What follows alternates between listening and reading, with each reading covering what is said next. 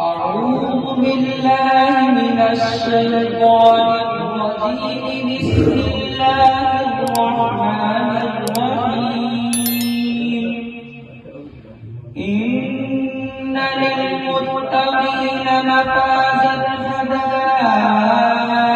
وأعنابا وكواعب أترابا وكأسا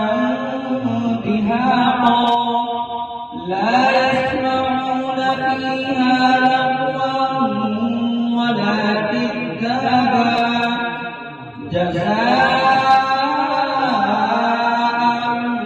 من ربك عطاء حسابا رب السماوات والأرض وما بينهما الرحمن لا يملكون منه خطابا يوم يقوم الروح والملائكة صفا لا يتكلمون إلا من أذن له الرحمن وقال صوابا ذلك اليوم الحق فمن شاء اتخذ إلى ربه مآبا إنا